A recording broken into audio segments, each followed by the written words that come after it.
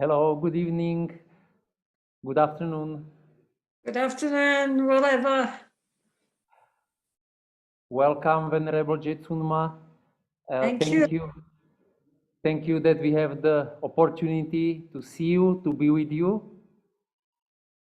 And how are you? How are you doing? We're all fine.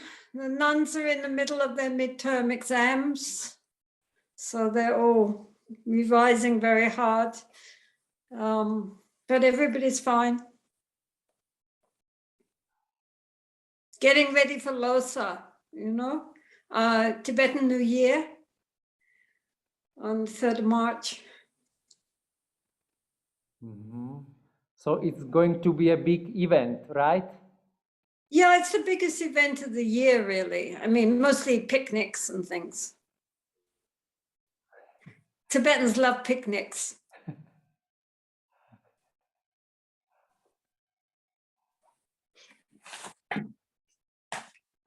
How is everything where you are? How's the weather?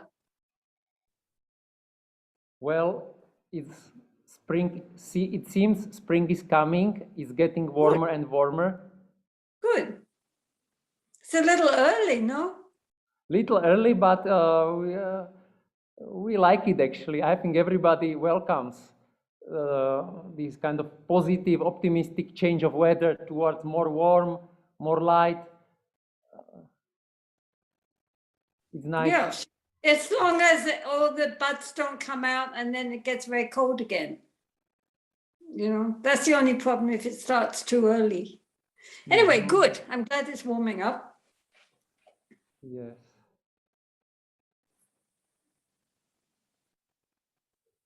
So perhaps we can wait a minute or so if some other people are eventually joining. Otherwise, then we can start, okay? Okay, no problem.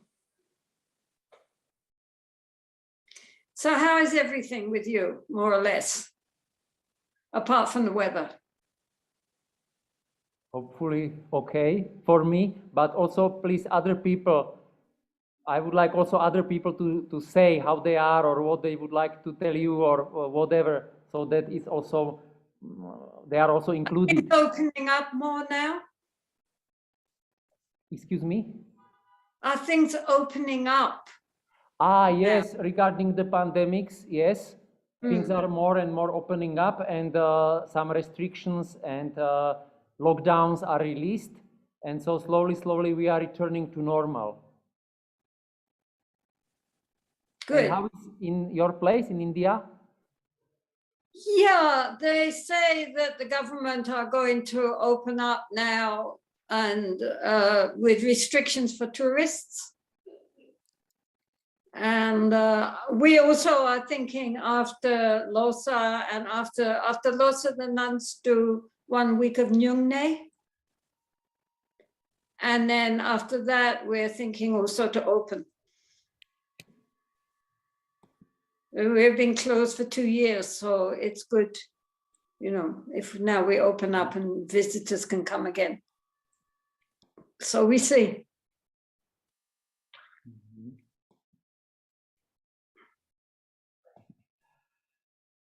So then, dear friends, dear Dharma friends, let me open this Dharma session of questions and answers with Venerable Jetsunma Tenzin Palmo. So I don't need to introduce her. We have met for a few times already in the past. So again, I would like to express gratitude on behalf of all of us that we have this good opportunity, good chance to listen to the Dharma, to precious Dharma teaching from Jetsunma based on your questions. And so I will read, as usually, the questions and then Jetsunma will answer. And so those who need translation, please join the interpretation channel. Thank you.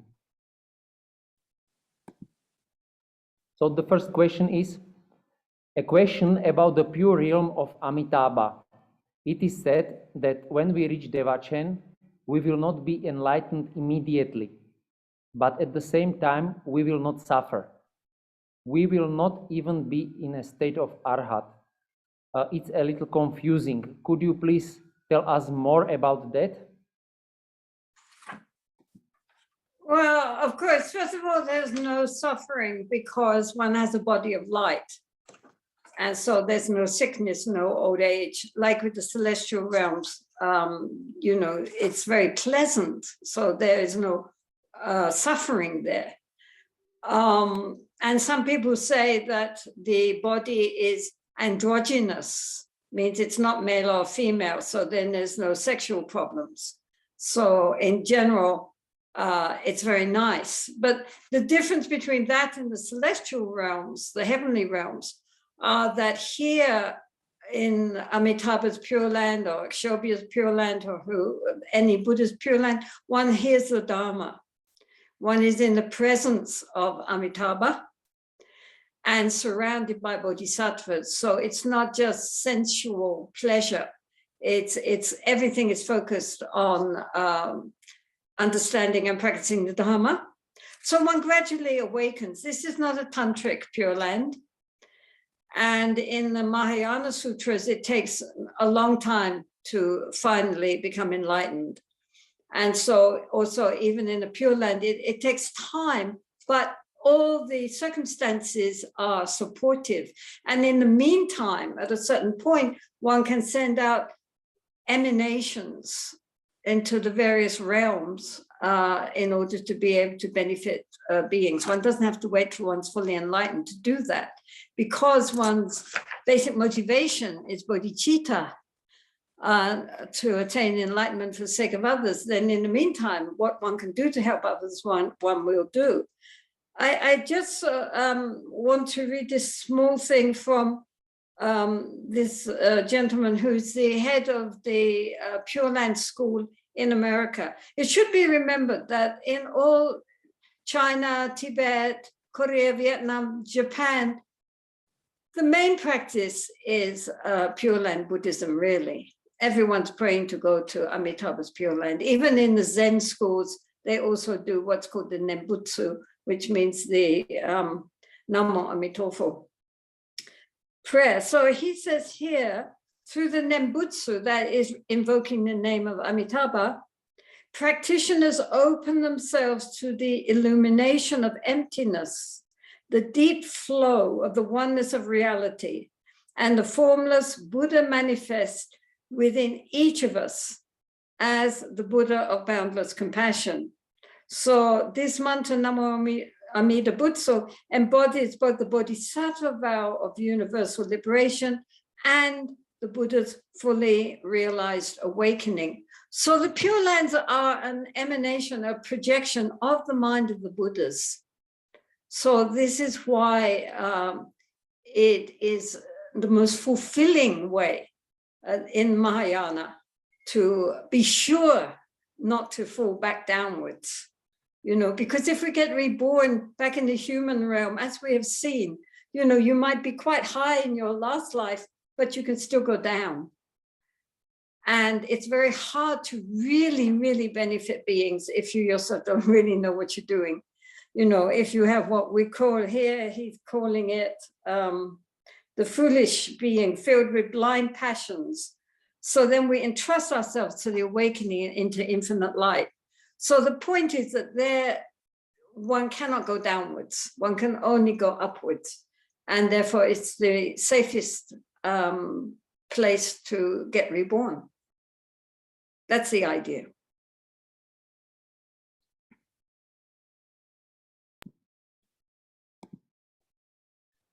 Thank you. And then second question. A question about tormas. Is making any offering tormas a part of Tibetan culture, similar to the altar, as you mentioned last time, or is it a part of Buddhism?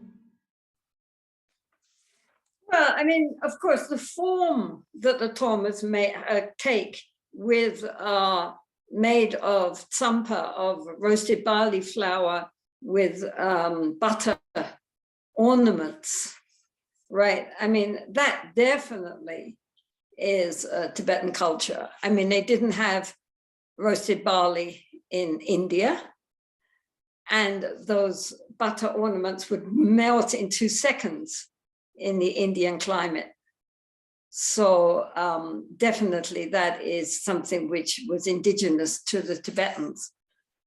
And in fact, you know, in retreat, you know, you can offer biscuits, right? Put a little pile of biscuits, that's enough. It's the offering which counts, not the shape, right? It's the form is not so important. That is just their part of their tradition, but really and truly, it's the offering of some kind of grain, So biscuits are fine.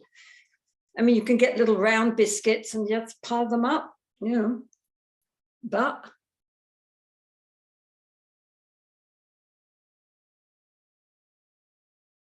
I mean, you know, my Lama one time said, one of the first things she said to me was, always remember that Tibetan Buddhism is half Tibetan culture and half Dharma. Just don't throw out the Dharma while you're throwing out the culture, right? But of course, every country that Buddhism has gone to has adopted the culture of that country. So you have Chinese Buddhism, Japanese Buddhism, Thai Buddhism, and so forth, and Tibetan Buddhism likewise. And so it's very important to recognize, you know, what is really just something which felt comfortable to the people where Buddhism was introduced. They already had their own culture, and then Buddhism came along and adapted itself. The Dharma stays the same. The Dharma doesn't change, but the outer form is very adaptable. And sometimes Tibetans don't know the difference.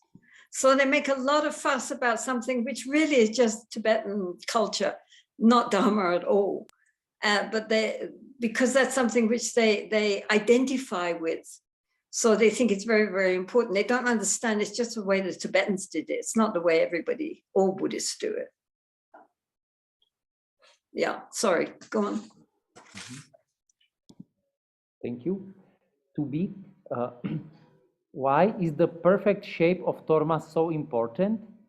I have the experience that two lamas from the same lineage made the same Torma slightly differently. Exactly. I mean, it's not important, but different traditions have different ways of doing things, right? So depending on who you learned from, you know, you will do in that tradition, but maybe you make it slightly different because you learn from a different teacher to, you know, the fellow monk who wherever he was.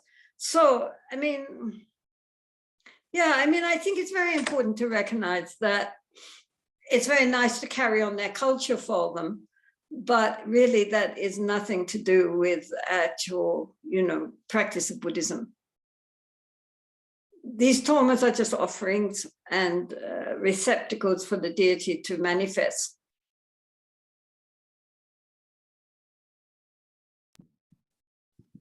Thank you. Partnership. I have been told, question number 3. I have been told that the Rinpoches have partners to demonstrate that people who have a family can also engage in Dharma. The desire for sex is one of the strongest desires and is therefore one of the strongest defilements. My question is it possible to live an intimate life with a partner without clinging to it? Can there be a sexual arousal in the one who is in the nature of the mind and perceives that everything is an illusion? Well, of course, Tantra in particular makes a lot of use of the sexual energies. In most forms of Buddhism, of course, you know, we are trying to either overcome completely the sexual urge or else at least to keep it within good ethical boundaries. But in Tantra, of course, they recognize this is an incredible energy which could be used as in Kundalini Yoga to bring the energy, instead of going outwards, to bring it upwards through the various chakras and in that way facilitate realization very quickly. So therefore, high lamas take consorts in order to practice this advanced state of Tantra. And sometimes they are actually they were monks, and then their teachers tell them you should take a consort in order to extend your life. So some people like Deko Kensei, etc., who got quite sick, was told he should marry in order to regain his health again. So in general, there's no problem with feeling, love and affectionate for a partner, and also for any children you have. The only problem is clinging and attachment. Clinging and attachment, non-attachment doesn't mean you're cold and you don't love. All these lamas love their family very much, and their families love them too. It's a very warm family, and their sons and daughters adored their father, and their father was a great example for them and loved them very deeply. It's not that, it's the grasping bit which we have to deal with, in anything. So, in Tantra, even the deities, the Anuttara Yoga Tantra deities are seen in union with their consorts, right? So it's obviously possible to be in a state of realization while you're in a state of union, if even the deities themselves are in that state, right? But of course, it's easy to deceive ourselves and others about this sort of thing, as we all know, So,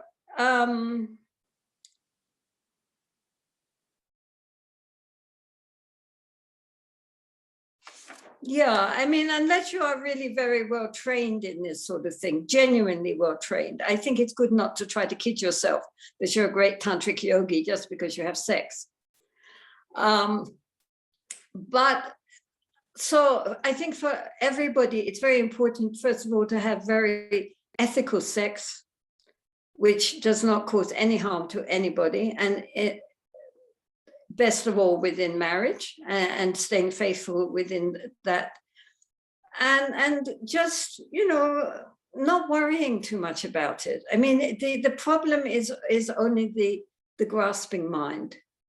So if one can just enjoy sex if you're not a monk, and stay faithful to your partner, give lots of love to them, bring up your children as well as you possibly can, be a good example to everybody, be kind and be good, and then that's enough. Don't worry. The Buddha himself, even in the Theravada, had many advanced students who were married. He didn't tell everybody they have to become monks or that sex is wicked and sinful. It's not like that at all.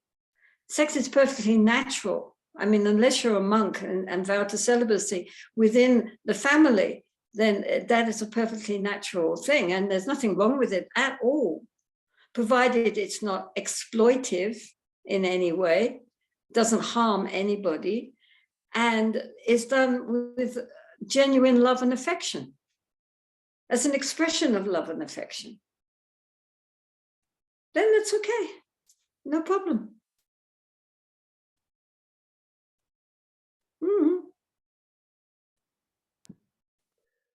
Thank you very much. Question number 4. For the long life of teachers or other sentient beings, I recite the White Tara mantra. However, I do not have the empowerment for the practice of White Tara. Does the mantra have the proper effect in this case? Obviously, in any kind of deity practice, it's better to have the empowerment. There's no beyond that, because it makes a link,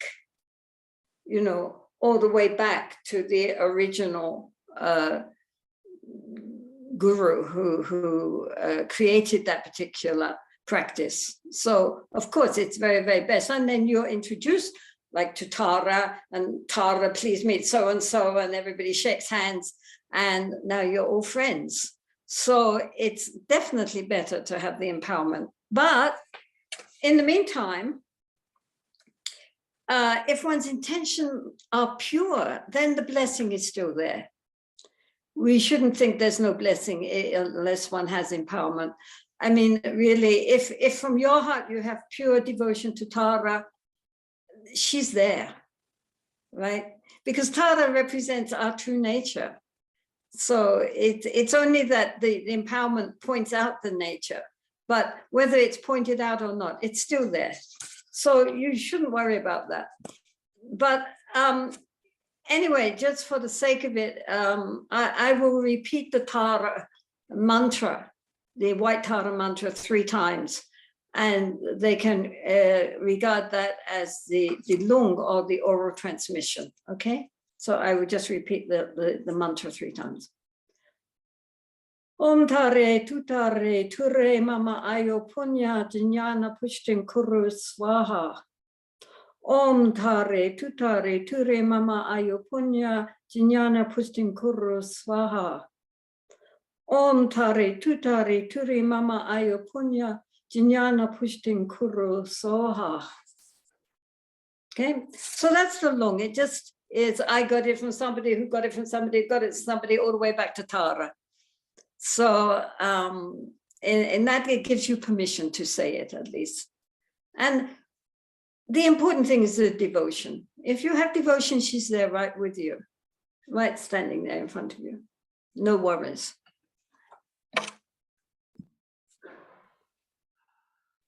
Thank you very much. Then next is a set of few questions related with the same topic. When social, political, ecological, economical, and other events which create uneasiness within us, responding to them in this way shows our low capacity. Can we thus view them as projections of our own ignorance and kleshas? Well, of course, obviously, ultimately,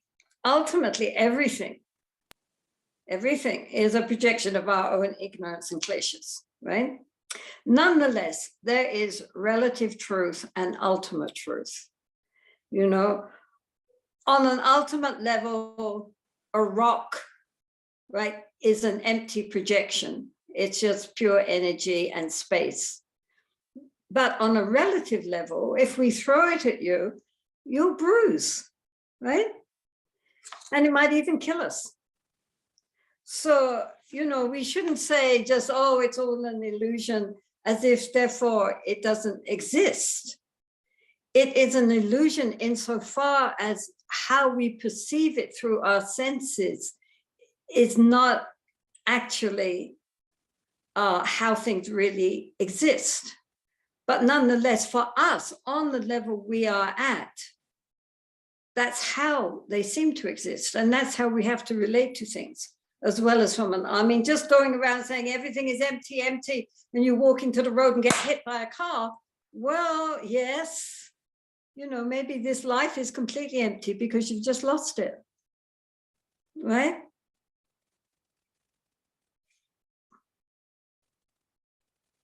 So we have to understand there is ultimate reality, but there is also the relative reality in which we exist. So the two go together. It's all a projection, but while we're projecting, we believe it.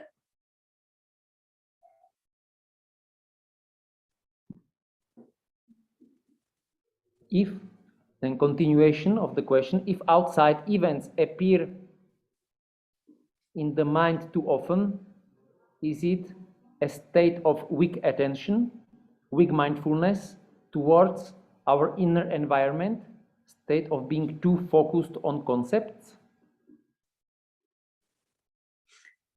Well, you know, as I said before, you know, while we are in the world, we need to be aware of it, right? So the important thing here is not to get stuck simply in what is happening in outside events. We need to be aware without clinging and without judging everything. You know, I mean, the point is that everything we see, we either like it or we don't like it. We think it's good or we think it's bad in accordance with our own judgments. So in other words, our minds basically should be non-stick, right? Like Teflon. Nothing. Usually when we see something, we adhere to it, we cling to it.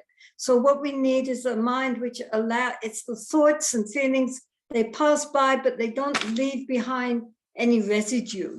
You know, they just disappear into space. So then observing sights and sounds and tastes and touch and everything, endlessly churning them in the mind, that's the problem. So instead of endlessly following our thoughts, we should try to keep ourselves in the present moment and just observe from moment to moment what is happening in the mind, not judging it or trying to change it, especially during formal sitting, but just knowing what's going on in the mind and how much we are indeed projecting out not only our outer reality, but our responses to that reality. This is the problem, that we get caught up in the past, in the future, going round and round and round with our judgments in the present, but we're not really conscious of what's going on in the mind at that particular moment. That's what we need to do, is to be with what's happening in the moment. So then, you know, whatever happens, we don't have to think, oh, this is good or this is bad. It's just what's happening.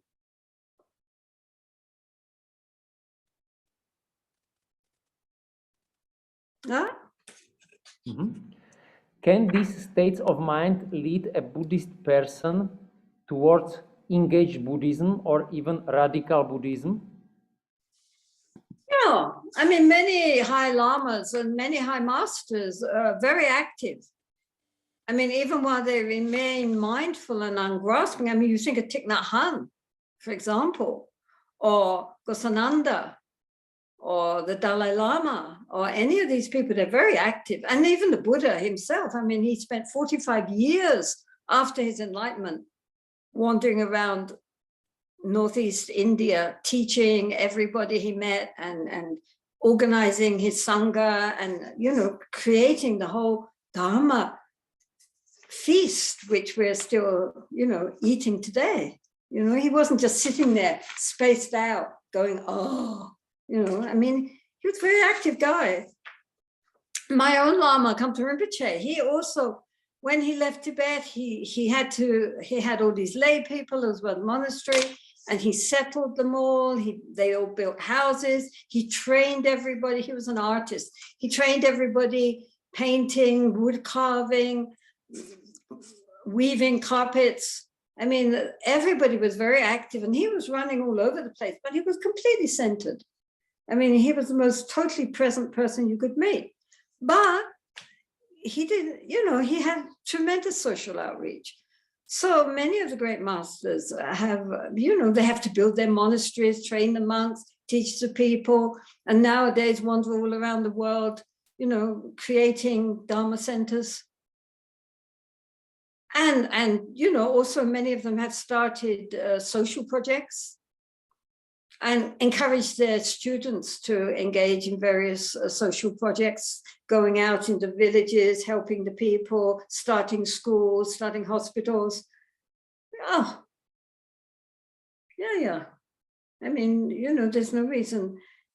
I mean, if you cannot be aware and conscious unless you're sitting on your cushion, then you don't know what it means to be aware and conscious, isn't it? I mean, we should be able to be consciously aware under all circumstances, right? And with our desire to benefit many beings, then also as much as possible to engage in social outcome, you know, as much as is feasible. Yeah, I mean, you know, lots and lots of great masters are also very great social activists at the same time. Why not?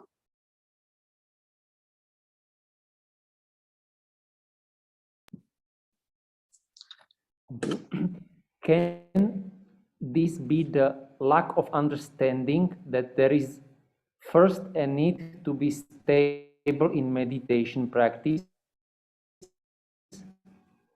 and how to fundamentally tame the mind, and only then looking for more complex answers? You know, the two can work together. I mean, it doesn't have to be first this, then that, you know. Of course, the Buddha himself recommended first we have good shamatha, calm meditation to make the mind clear and calm and centered. And then after that, to do vipassana, you know, insight meditation. So the Buddha himself said, let the wise man tame his mind. A well-tamed mind brings happiness, you know. So he definitely did that, but still the two can go together and can support each other. And a calm, quiet, clear mind allows us to see more clearly what is going on inside ourselves. So the two go together. I mean, as our shamatha gets deeper, then also our insight begins to arise, because, you know, once the pool is, you know, the mud has settled, then the pool becomes very clear. And then you can see all the things going on in the pool, you know, all the fish and all the rocks and all the rubbish. It hasn't gotten rid of the mud yet. The mud's still there, but we can see it more clearly now.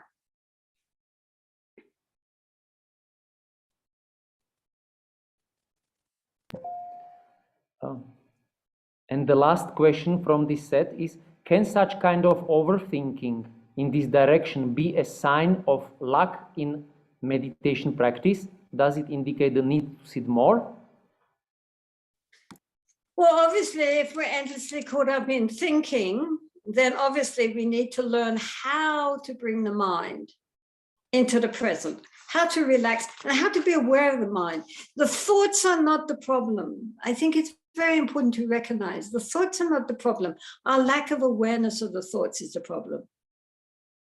That we get carried away by our thoughts, and that we identify with our thoughts, and that we believe our thoughts. I think this, therefore, it must be true, right? That's the problem. And that is why it's very important to learn how to step back and just observe the thoughts, the energy as it's going by, without being involved and without being identified with the thoughts. Recognizing thoughts are just thoughts. They are just energy impulses. Some are good, some are not good. But anyway, they're not me, they're not mine. This is our problem, that we get completely swept away by our thinking. And we don't know how to step back and just be aware of our thinking as thinking, rather than being totally engulfed in it. So that's the thing. So this is why in the beginning, it's good to do breath meditation and get the mind calm and centered, and cultivate our ability to observe. So to observe the breath at first is easier than the mind, because the breath is slower. And also as the breath becomes quieter, the mind also becomes quieter. But when the awareness, when the mindfulness is very clear, the attention is very clear, then to turn that back onto the thoughts themselves and to observe the thoughts as they come by, without, as I say, becoming immersed in them and carried away by them. So this is the point. So yeah, you know, thoughts are just thoughts. They're spasms of mental energy. And they're not necessarily true, not necessarily accurate. They're just thoughts. So calm the mind, definitely. I mean, once the mind is calm and clear and focused and aware, then everything else comes about. If the mind is just spiraling out of control and we're not observing it, then any practice we try to do, we cannot accomplish. It won't work. So this is why the Buddha emphasized to have, you know, good shamatha, good, calm, clear, aware mind. Then everything else comes so easily.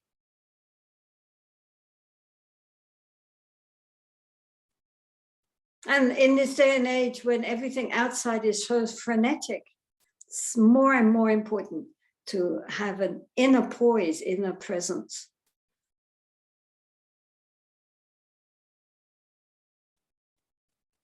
Mm. Thank you very much. Next set of questions. This question is probably connected to the previous one. How can we find a border between the outer conceptual phenomena or events and internal search for peace? How to properly differentiate outer conceptual reality in case of phenomena which are a real physical violence towards people and beings? I mean, you know, again, there's the ultimate reality, right? There's the unborn, non-dual nature of consciousness, which we all have. But there's also the relative truth of our conceptual reality. So we need to rest the mind in our awareness and observe whatever appears to us as sights and sounds and you know, taste and touch, whatever impinges on our sense organs. Don't cling to it and don't reject it as sense stimuli. Just know it, right? Just remain inwardly spacious and aware and present, because outwardly everything's like crazy, but inwardly we can be poised and we can recognize all these sense stimuli as they appear. So then we respond spontaneously to whatever presents itself without getting caught in mental prevarication. This is the important thing. If we are inwardly still and present and openly, spaciously aware, then whatever craziness is going on outside, we are not involved with it. And also our mind becomes much more quiet, and then we're not caught up in all this inner turmoil either. I mean, we're just there with whatever happens. And that's the only way to deal with our outer, you know, busyness and our inner busyness, is to become more and more open, spacious, aware, and then spontaneously how we respond will not be part of, should I do this, should I do that, is this better or that better, should I, blah, blah, blah, blah, blah, blah, blah, blah, blah, going on inside. We just naturally know what to say, naturally know what to do. And others might think that that was very skillful, but actually it just was a spontaneous manifestation of what is actually our innate wisdom, which we all have, but which normally gets covered over so we don't see. Then it becomes very simple. The whole point is to simplify. Don't get too complex. You know, all the practices, especially in Mahmudra Dzogchen, it's all about simplifying and becoming natural and not clinging. So when you meet great masters, they are so sweet, but they're very simple, right? They're not in the least bit complicated. They're almost like children, but in a good sense, not childish, but childlike, innocent.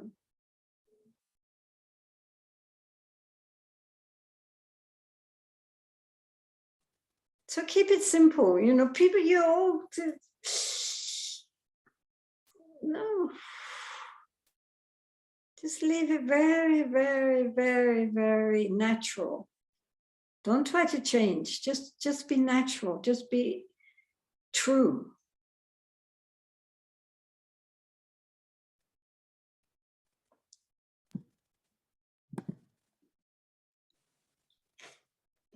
Thank you. Is it only needed to be patient and consistent in looking for peace in meditation? Can patience and diligence in meditation bring wisdom and inner answers? Well, obviously we need patience and perseverance. I mean, these are very important. Don't give up, right? Just keep going, but don't push too hard also. Don't get ambitious. I think it's very important not to be goal orientated.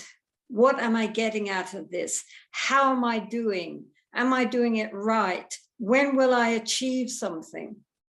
you know, because that is just putting the very worldly kind of mind that we have, our ambition and desire for achievement, onto a spiritual plane. So that's just the ego playing games, right? The ego wants, the sense of me wants to say I'm getting somewhere, right? Oh, look, I'm ever so much better than I was, you know, last week, last month, last year. Look, I'm getting there. Getting where? There's nowhere to go.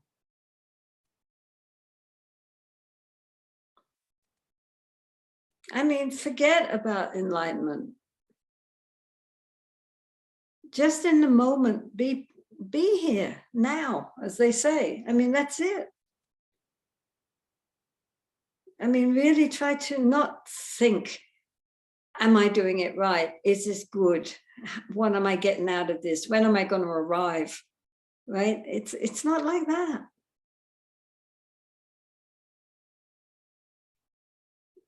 I mean, really, it's very important not to make meditation into just another ego enhancement or the spiritual path. It's not like that. It's letting things drop, not adding things on. So, I mean, Atisha also says, you know, the perfect meditation is to be natural. It's not about trying to make ourselves into something else. It's about coming back to who we really are. So don't make it complicated. Don't make it, you know, oh dear, you know, yes, we need patience. Yes, we need to keep going, but we don't expect anything from it. We just, you know, whatever is happening, that's what's happening in that moment. That's enough. We know it. Just to be aware, that's enough.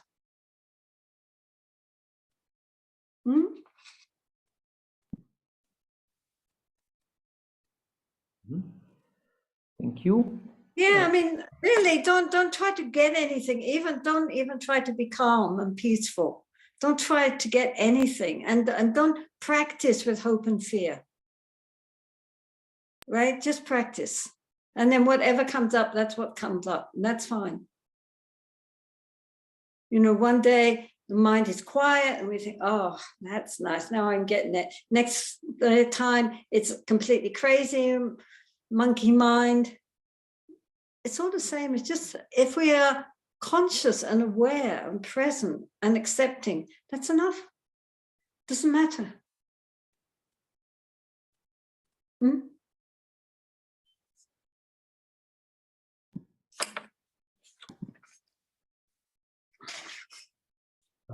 Will then many different questions disappear by themselves?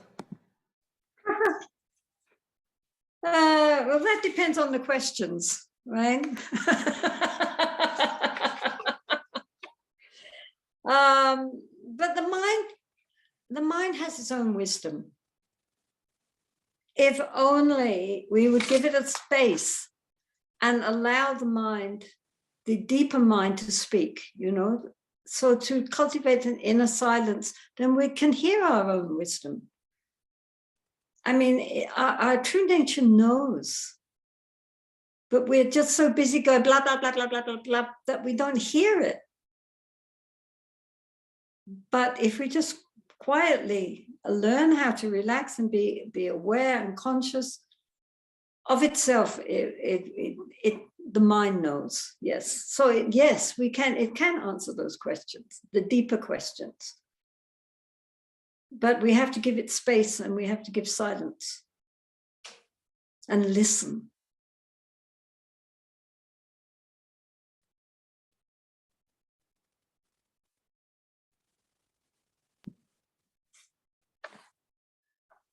If a monk decides to go on a long-term retreat for several years, does he prepare his mind for life-threatening situations which can happen during the retreat? That's a strange thing to say. It's certainly not helpful to fill the mind with all the possibilities of what could go wrong in a retreat. I mean, come on, you know, or anywhere else. I mean, anything could happen anywhere, you know. So if the mind can deal skillfully with the present, then it will deal with whatever comes up in the future. You know, as it comes, we will deal with it. I mean, you can't start sitting there thinking of all the terrible things which could happen to you. I mean, then you go crazy. You get stressed out, you get anxious, you get whatever, but it's very, very stupid. You know, if in the moment we are dealing with the moment, then good, we'll deal with the next moment too. Isn't it? Obviously, if you're going into a long retreat, you need to make preparations, make sure you're going to be given enough food, that maybe you have some very basic medicines for, like, if you get a cough or a cold or a headache. But I mean, you can't sit there thinking of all the things which could go wrong. I mean, that, you know, come on.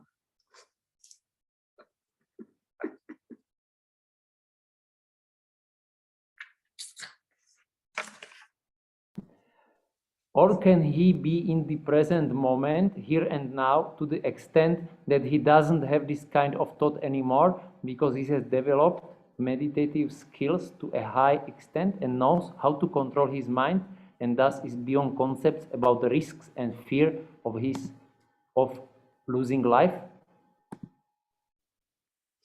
Well, you know, I mean, honestly, if you're always filled with fears about accidents or losing your life, then it would be a very good idea to just sit down and look into the nature of those fears.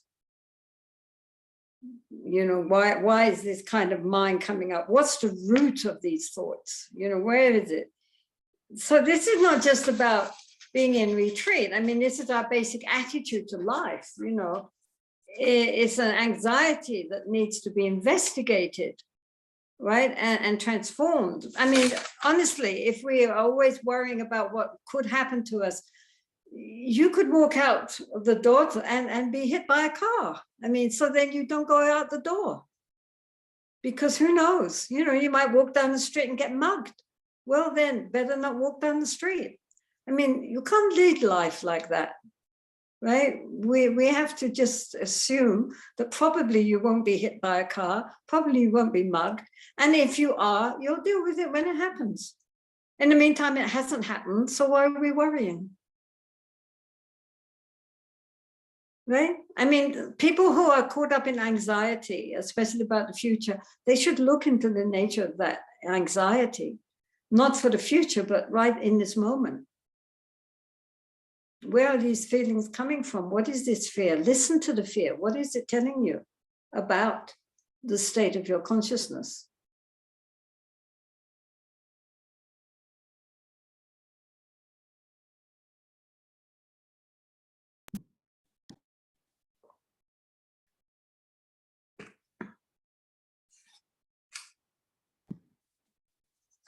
Thank you. All Buddhist teachings lead us towards systematic work with our mind, its cultivation, taming, softening. Nowadays, I feel like being polite and soft in interaction with others, saying sorry for a mistake and self-reflection, criticism, etc. is only supporting people in behaving even more roughly and solidifying their ego. Can a balanced and compassionate acceptance of such behavior contribute to their creation of their negative karma? Well, Shantideva points out that ordinary people are called the childish, right? Because they are not in control of their emotions, like little children, you know. With little children, if you do something which pleases them, they're very happy. If you do something which frustrates them, then they go crazy, they get so angry and upset. Why? Because they are not in control of their emotions. They're little children. But then as we grow up, often outwardly we become adults, but inwardly, emotionally, we're still little children. Somebody does something we like them, we're all happy. Somebody does something which annoys us and we get so angry, same old thing, right? Therefore, even a bodhisattva's forbearance and patience might make them angry, right? You can't say, you know, what's going to make somebody angry. I mean, you know, you can be very polite and nice, and people get angry because you're polite and nice. Well, that's their problem. It's not your problem. So we should feel, Shantideva says, we should feel simply compassion for their ignorance. And from our side, not get upset because we're trying to be nice and they're just being more difficult, right? We shouldn't get upset with them. We should think we're not responsible for the childish behavior of others, right? From our side, our intention is good. How they respond to that is up to them. That's their problem. We cannot live their life for them, right? And as the Buddha said, we are all the owners of our own karma, of our own actions.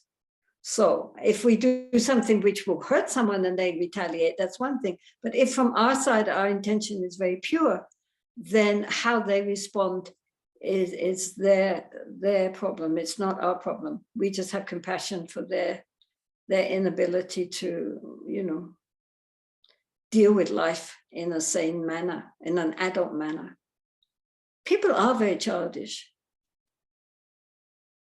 I mean, we all are at times, I mean, undoubtedly. But you can see it, you know, how unskillful we are, which is why, of course, the world is in such a mess.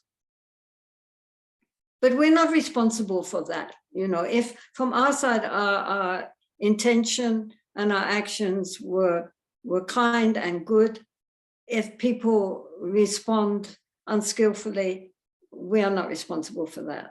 We can't do anything about that.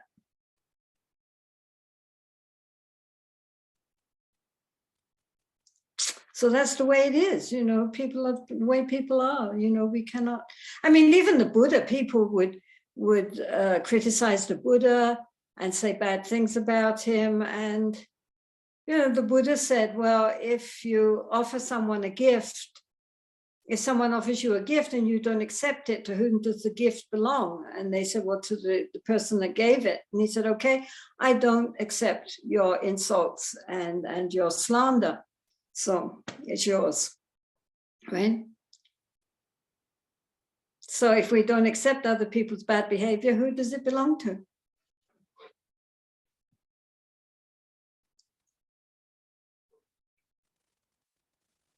Okay.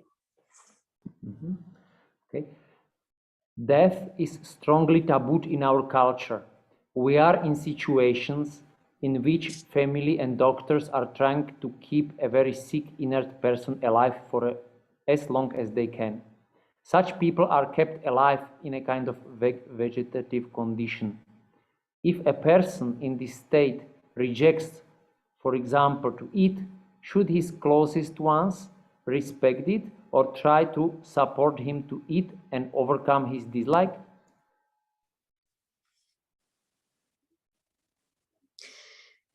Well, you know, of course, nowadays death is regarded as being, you know, the big enemy, instead of recognizing it as just a natural outcome of life. You know, everything comes into being and then departs. One man identifies completely with the body. This is the problem. And does not believe in the continuity of consciousness. Doesn't believe in heaven or hell. What to speak of rebirth, right? So death is the end. It's a black nothing.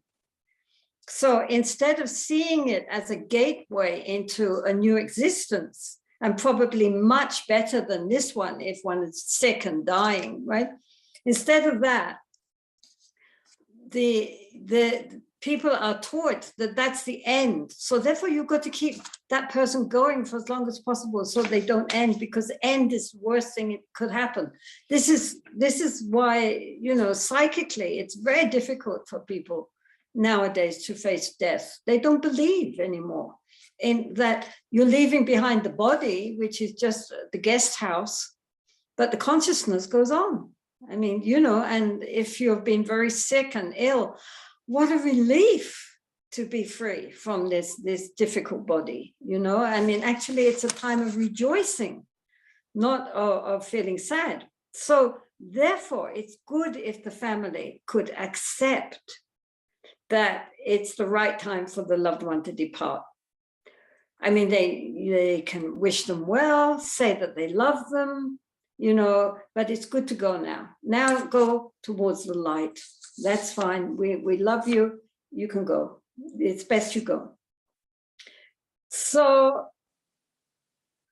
anyway, so it's you know, people who have had near-death experiences, you know, there's so many books and so much out there now on these near-death experiences, people who nearly died and then came back. And almost all of them relate what an incredibly wonderful experience it was, the best thing ever happened to them ever. And how they felt that for the first time, they were really alive. It was more real than our ordinary everyday seeming reality. And when they come back, they are so changed because they recognize what the meaning of life is really all about. And it's not about what they thought it was about, you know, so then they are much more into spiritual things and also into helping others and trying to do something really worthwhile with their lives. So death is not something frightening. We should make friends with death, hug them, you know, hello, death. You poor thing, nobody loves you. Well, we will love you. And, you know, make friends with death. It's a great adventure. You know, the best adventure in our lives is when we finally die. So definitely encourage, if somebody is in that state, then try to release them. Nothing worse than being trapped in a body from which there is no release. It's not a kindness. The kindness is to allow them to go, to keep going on their travels, not to get them artificially trapped.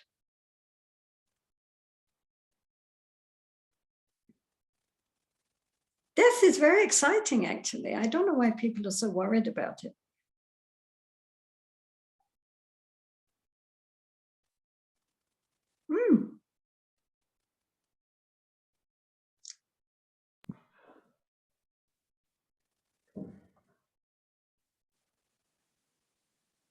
Jetsunma, you are known for your activism, activities supporting the education of nuns from Himalayan areas and their full acknowledgement, acceptance from the side of monks. How do you manage to fulfill this intention compared to the past, according to the Buddhist teachings? How to be actively engaged in the process of change improvement in society? Well, let's think. Nowadays, the attitude, you know, absolutely, the attitude towards the female potential is changing worldwide. And even within Buddhism, it is changing. It's slow, but it's changing. As women become more educated, then they also gain much more confidence and they also gain a voice. So, you know, it's really... I mean, mostly, you know, among nuns, you know, the monks are happy that they now have, you know, very well educated Dharma sisters. They at least in the Tibetan tradition, they're very, they nowadays they really respect and appreciate nuns, and the lay people do too. So therefore, the nuns are able to go forward, and they're going by leaps and bounds. I mean, actually, they are quite surpassing our expectations of what they can do. They are just running with it, right? Now, Buddhism has always actually appreciated social endeavors. The Buddhist king Ashoka, back in the 3rd century, you know, he wrote on carved everything on stone. And it was all about planting shade trees, digging wells, taking care of animals, living in harmony with your neighbors. I mean, when people finally translated his stone edicts, they couldn't believe that he was what he was talking about, not his great war victories and things like this, but, you know, don't forget to plant more trees. So our actions, so this is backwards in the 3rd century BC, just, you know, 200 years after the Buddha. He was a great Buddhist emperor. Our actions, of course, should be based on kindness and non-harming and observing the precepts and trying to make things better for ourselves and for others. But, you know, nobody can do everything. This is samsara, and samsara is samsara, and there's always going to be troubles. But we can take some part which speaks to us and do our bit, right? Some injustice or some part which, you know, we could help with. And we can do that much, you know. So it shouldn't be based on anger and frustration with society, you know, but it should be based on compassion and a desire to help, you know, that we want to do what we can to benefit others in some way. So we can't do everything because, you know, samsara is samsara, and we have created the karma that we are now experiencing. But still, everybody can do something, even within their family, within their workplace, within their social context. We can do what we can to make others happy. And you know, based on our own recognition that all living beings want happiness and don't want to suffer, just as we would rather be happy and not suffer. And that, therefore, you know, that much we can do for the world to try to bring within our abilities a little happiness into the lives of others. So yes, you know, I mean, but as I say, our social outreach should not be based on anger. It should be based on compassion.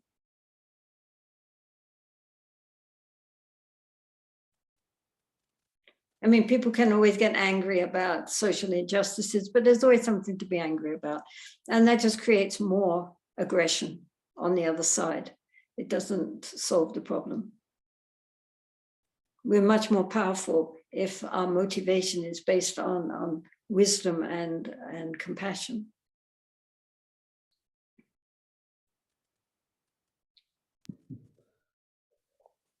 Thank you. The Buddhist teachings talk of supreme perfection, from which all phenomena arise or manifest.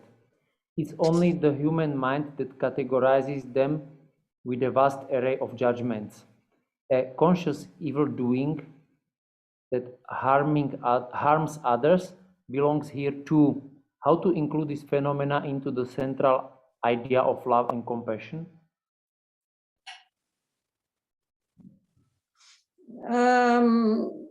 All phenomena, so the human mind has a conscious evil doing on the how can we, well, you know, this is all based on basically on a kind of Dzogchen view from the point of view of ultimate reality, where, you know, dog shit and pizza are equally delicious, right? So if you're at that level, fine, right?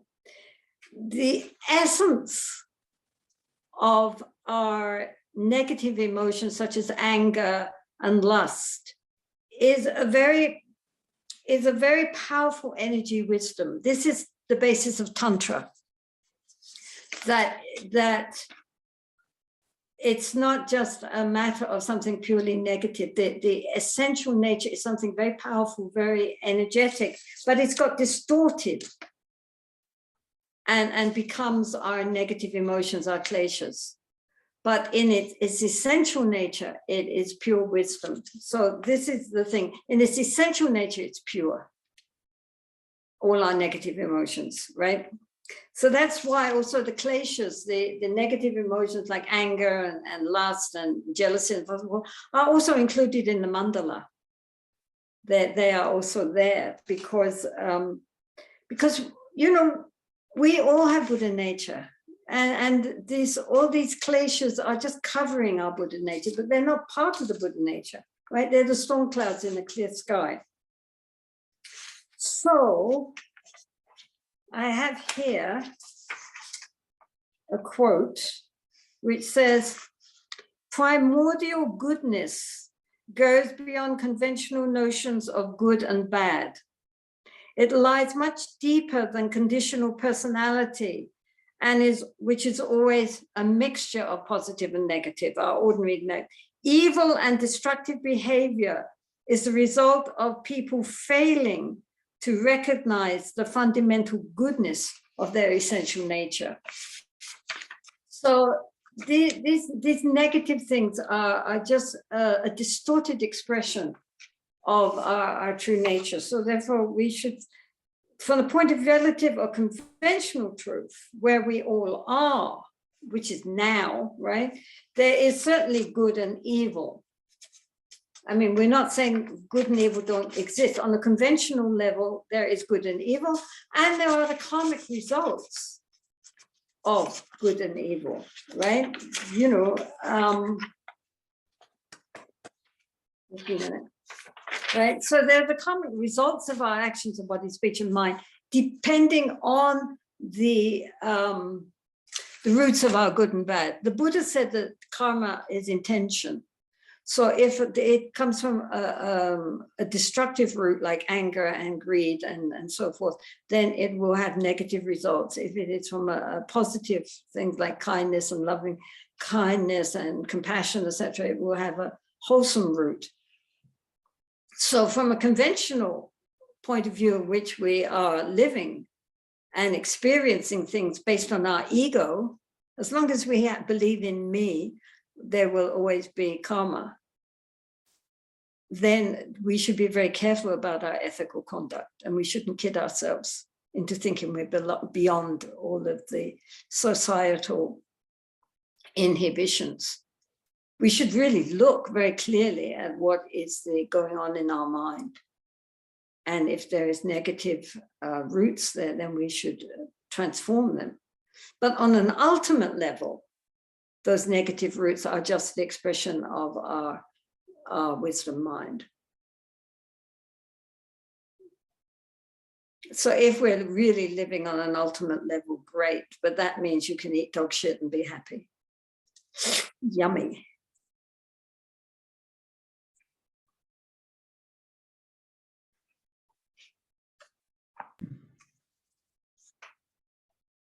I mean, remember that Angulimala, even in the Theravada Sutras, Angulimala killed 99 people or 999 people, depending on your sources, but he became an arhat in one lifetime,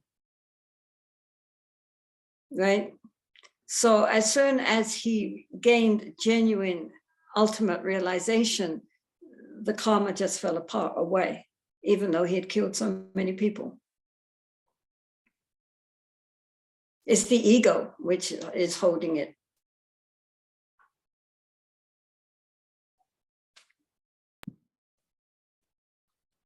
Thank you very much. Question number 12.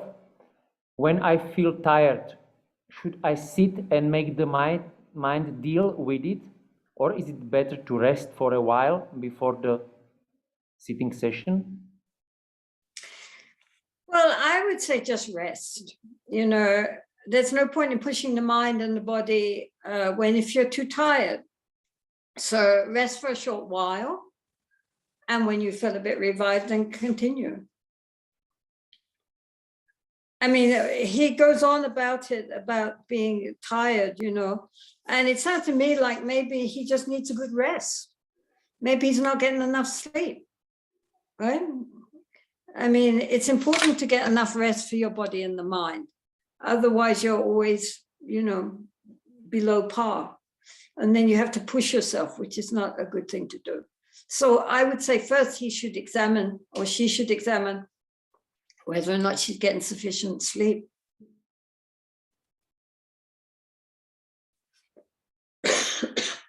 I mean, just something basic like that, you know, you might just be tired because you're not sleeping enough.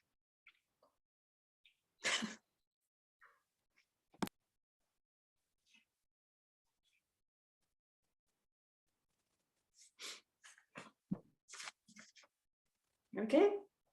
Okay, so that seems to also answer the question 12.2. And perhaps the last part of the question is, I also have a problem with tiredness in a retreat. Usually the first day or two, I get very tired. My body finally relaxes fully, so it wants to sleep. Yeah, well, I mean, apart from making sure that you sleep first, you know, and that you're really relaxed and rested, then if one continues to feel drowsy, during meditation. I mean, then you have to, that is called sinking mind. I mean, it's not because you haven't had enough sleep. It's just that when you start to meditate, then you just naturally, your mind starts to sink and get drowsy. Then we have to take steps. One thing is to sit with very wide open eyes, staring into space, not keeping the eyes lowered or closed, but open wide, staring into space. That makes the mind wider, spacious, more awake. Also, one can visualize a light here, a bright light, and that also brings up the energy to being here, you know, so that also can help to waken us up a bit. Milarepa, you see it on those tankas which show the life of Milarepa. One of them, he's sitting, and on his head he has a candle, a lighted butter lamp. Because, you know, if you have a lighted butter lamp on your head, you're not going to fall, you know, you're going to be sitting very nicely. So one friend of mine, she had a little bowl of water, which she put on her head. She didn't dare to put a candle in case she got herself a light, but she put a little bowl of water on her head. So the same thing, you have to sit very carefully.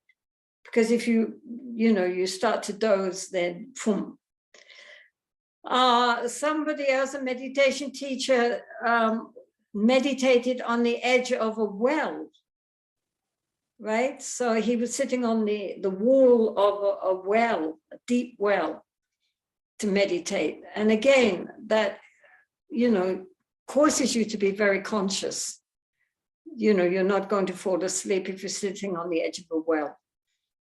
And if you still feel very tired, get up, walk a bit, go outside, look at the sky, look at nature. Just try to revitalize the mind, right? So just these things, just, you know, it's very important that, you know, sometimes people go into very deep states of being very calm and very quiet, but it's really just because the mind has sunk. And maybe from a Dzogchen point of view, it's in the alaya consciousness. So this is not good. The mind should stay very clear and alert. We should feel we're waking up, not that we're going to sleep. And at the end of the meditation, even though the mind is quieter, it should feel very alert, very clear, not very drowsy and kind of, you know, kind of sleepy.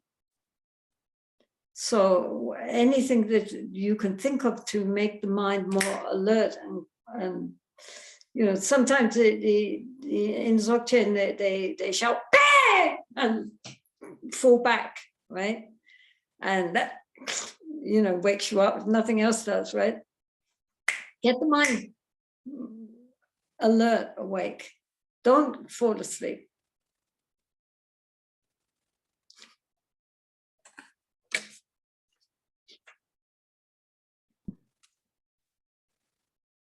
And keep the session short, I would say. If you're inclined to be drowsy, keep short sessions, many, but have a break and then start again and really make a determination that you're going to stay alert, right? Otherwise, if they're too long, then the mind kind of drifts off and gets bored and sluggish. So keep these sessions fairly short and precise, you know. The whole point is to wake up, to become more aware, more clear, not more foggy.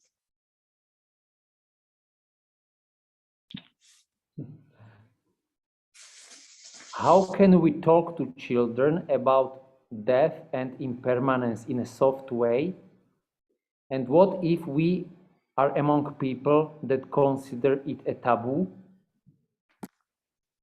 So again, back to death.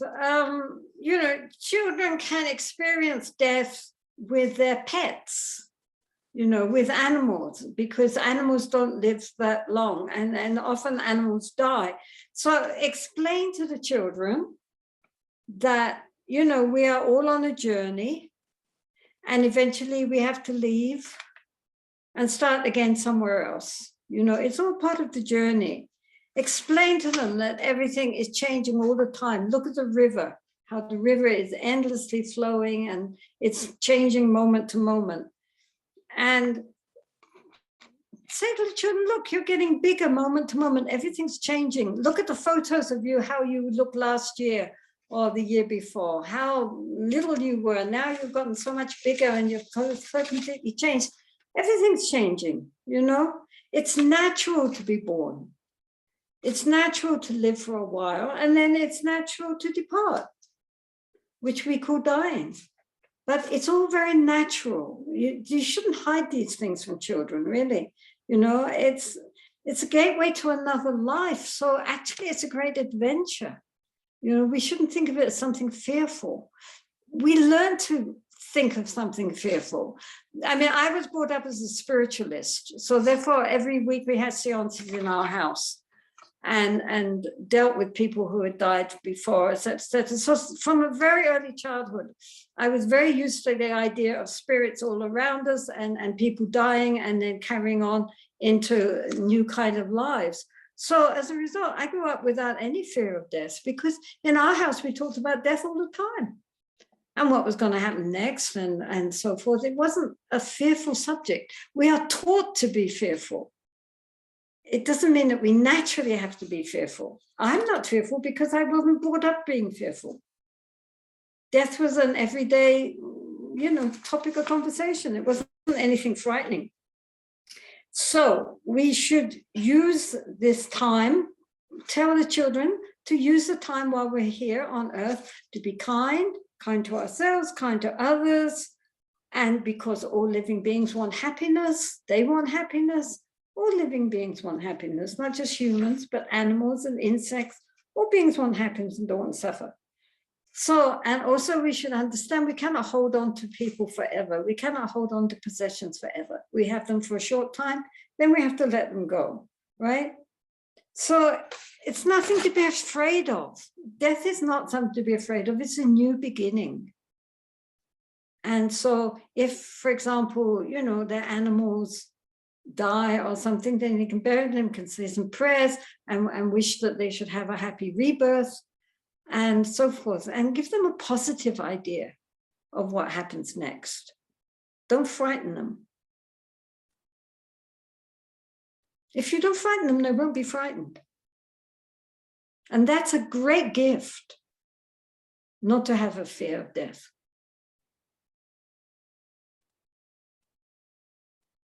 And the people around you, if they don't like that, too bad for them. Say, well, that's my view and I'm giving it. It's a whole lot more positive than the view that death is the end or that death is something terrifying, which just pollutes our life. Why have that burden? You can't convince anybody, but from your side, you can live what you believe.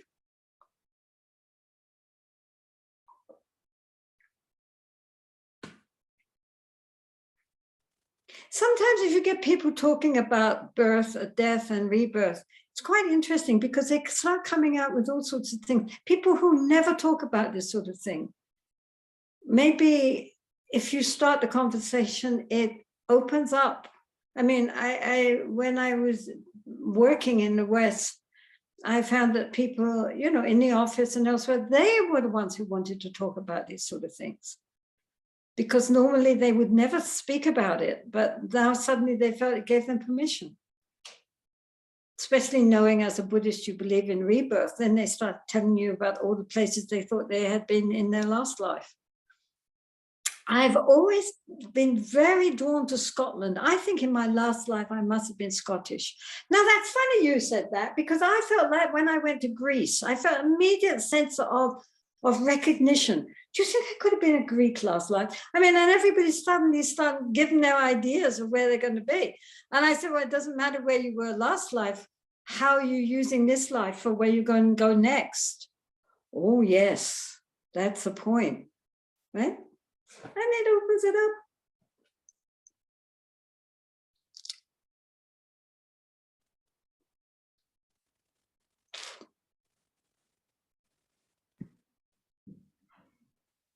Thank you very much. How can we approach theories about life on other planets through Buddhism? Question number 14.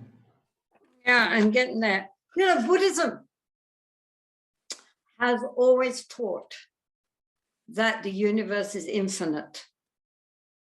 You know, it's always, even in the Theravada, in all Buddhist schools, the idea that the universe is inconceivably vast. And according to the Mahayana, it is not only inconceivably vast, I mean, cosmos after cosmos after cosmos, inconceivable, but it's also inhabited by infinite amount of Buddhas and Bodhisattvas, right? In all the world systems, there are infinite Buddhas and Bodhisattvas. And so, you know, and in some Mahayana sutras, it says how they can help us. They can, you know, if we have faith in them, they are there for us. So there's no problem with theories of life on other planets. You know, there's so many other planets beyond thought, you know. However, we are karmically linked to this Earth system. So this is why we get reborn again and again and again on planet Earth. But other beings get, you know, have their own planetary systems. So yeah, I mean, Buddhism has always believed in infinite life throughout the universe.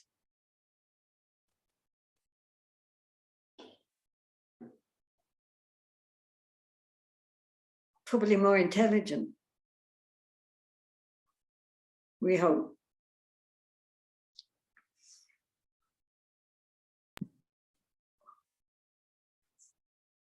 When acting consciously, we are acting on the base of an intention. While being overwhelmed by strong emotions of happiness or anger, since they are gross, I don't know with which intention I'm responding. Is the emotion part of the intention? Or can a strong emotion block time before acting when we are supposed to have awareness of our intention and to act accordingly with awareness?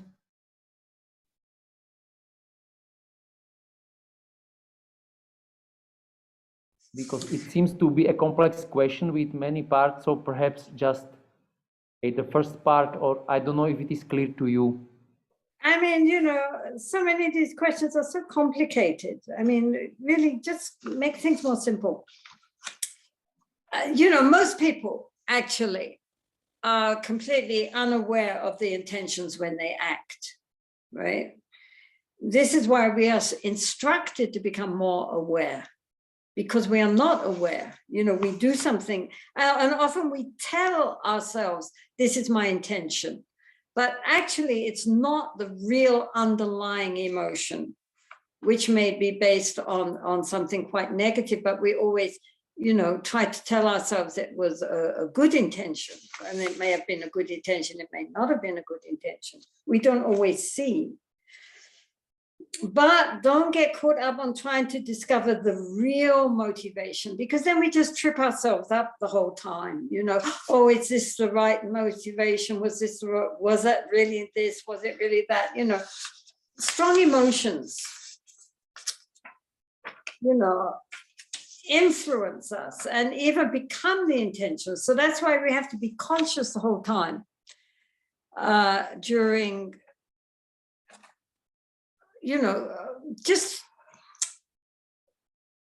don't get too caught up in always trying to think what was the real motivation behind all this, because, you know, then you just end up, you know, just, you know, so tight. Just relax.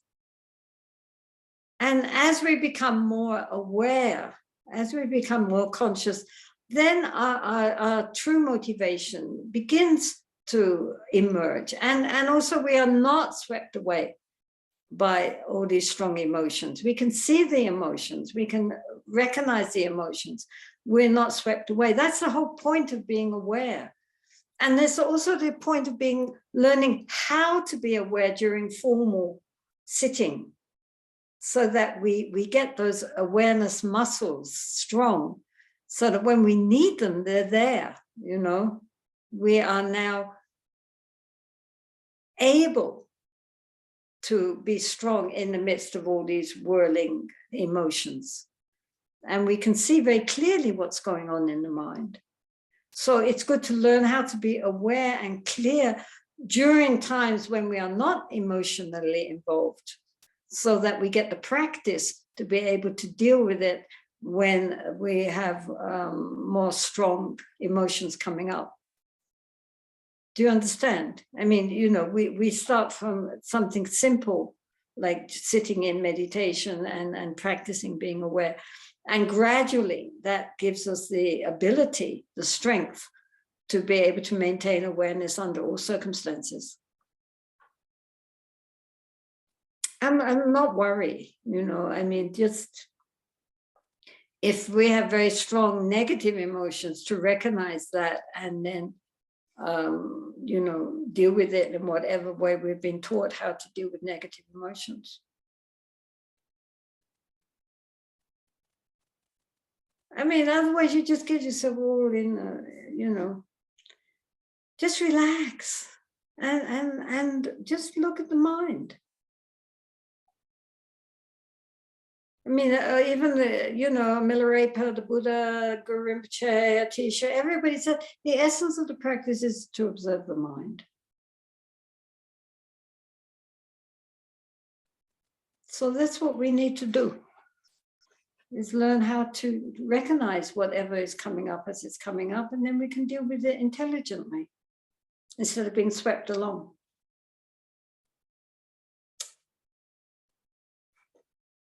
Maybe we take one more question and then leave it for now. We can do the others next time. Mm-hmm. Okay, yes, of course, thank you. If I were to die right now, let's say with a heart attack or sudden accident, which would be the best practice to rely upon? Well, if you were to die so suddenly, it would be the practice which is most familiar to you, which will come to you at the end. You know, I mean, you wouldn't have time to decide, now, which practice should I do? You know, you've just had a heart attack or you've just been slammed in an accident. I mean, there's no time to decide which one would be best. When Mahatma Gandhi, when he was shot and killed, I mean, as he was shot, he cried, "Ram, Ram," which is, you know, is the name of the god Rama. So that was his last. That was his last thing, right? So when a truck full of our young nuns overturned in the road, and all the little nuns were thrown out onto the road. One of them said afterwards that as the truck turned over, she thought, you know, this is it, basically. And her thought was of Guru Rinpoche. She just said Guru Rinpoche, that she was, and she, I mean, she lost consciousness and then she was okay, she didn't die. But that was her last thought because she is very devoted to Guru Rinpoche. So, you know, the thing is that the Chinese, for example, Chinese Buddhists all say Omitofo. When you meet them, Omitofo. When you say goodbye, Omitofo. When you give them something, Omitofo. If they see something nice, Omitofo. You know, Omitofo means Amitabha Buddha.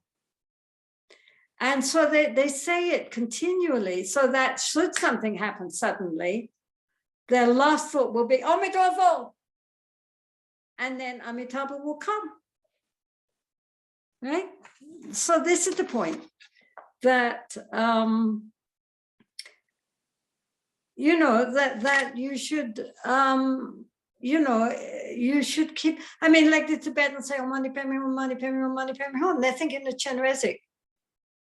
And, or, you know, Guru Rinpoche or whatever, or Tara. But, you know, you can't decide at the end, just at the end, what you're going to think about. I mean, if you suddenly, whatever spontaneously comes will come. So you have to train now, right? And whatever will then automatically, spontaneously come to the mind at the time of death. And I mean, for ordinary people, if you can just say to them, well, just think of the light, go towards the light. That's enough.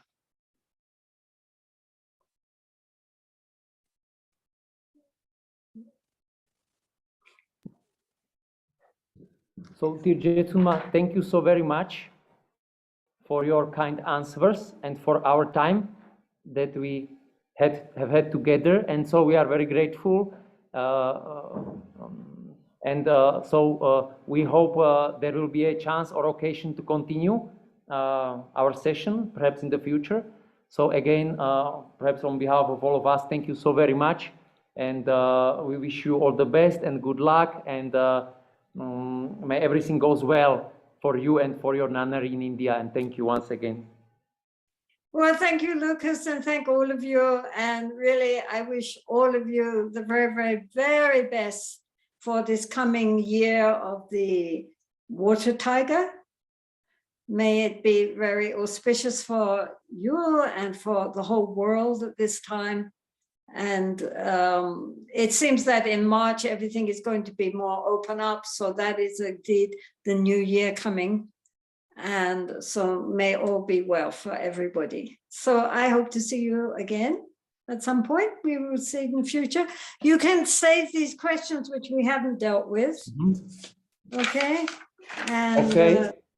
We can start with those next time. Okay, thank you. We will do like that. And also, I would like to say for our translator, Katka, thank you so much for your hard work for translation. Translators are wonderful. Absolutely fantastic. Thank you. Really, without you, nothing, literally. And so, you know, translators are always in the background. Nobody notices them, without them, it couldn't happen. So really, thank you so much for all your skill and all your patience and all your expertise. Thank you so much. And the one that's typing busily here. Thank you. So thank you once again. Thank you. May all be well and happy. Thank you very much. Tak priatelia, ešte raz veľká vďaka vám všetkým a taktiež tým, ktorí sa zapríčinili o organizáciu tohto stretnutia. Predovšetkým vďaka Janke Bojnákovej a Tarab Inštitútu Slovenskému za tento Zoom link, Zoom s prekladateľským kanálom, za čo sme veľmi vďační, a taktiež Evke Fidlerovej za rozposielanie e-mailov, komunikáciu s vami. Takže o ďalšom stretnutí s Jetsunmou Tenzin Palmo, otázok a odpovedí, vás budeme informovať, keď sa dohodneme na ďalšom termíne. Ak medzičasom by ste mali nejaké ďalšie otázky, tak kľudne prosím napíšte Eve Fidlerovej a my tieto otázky zahrnieme do toho zoznamu, ktorý sme nedokončili dnes. Ďakujem pekne, príjemný víkend, nech sa vám darí. Ahoj. Ďakujem veľmi. Zdravíme z Prahy.